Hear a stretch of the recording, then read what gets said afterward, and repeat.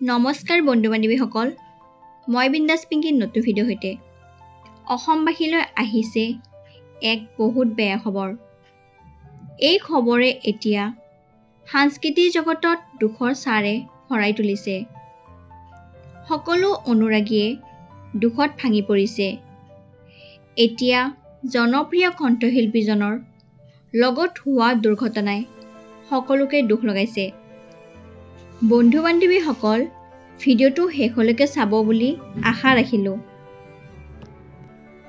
বৰ্তমান চৰ্চিত হৈ থকা ভাইমন দা ছবিখনত গীত পৰিৱেশন কৰিছিল এইজন কণ্ঠশিল্পীয়ে।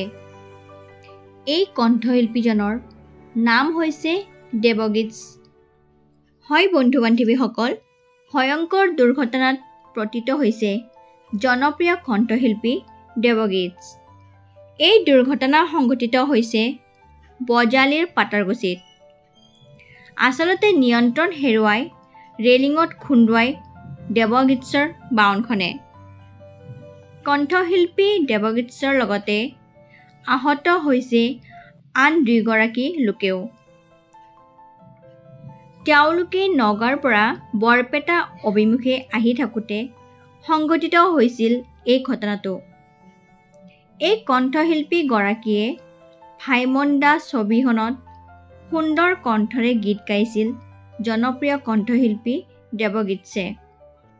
এতিয়া সকলো অনুৰাগীৰ এটাই প্ৰাৰ্থনা যে এই কণ্ঠশিল্পীজন সোনকালে সুস্থ হৈ আকৌ সংগীত জগতলৈ ঘূৰি আহক।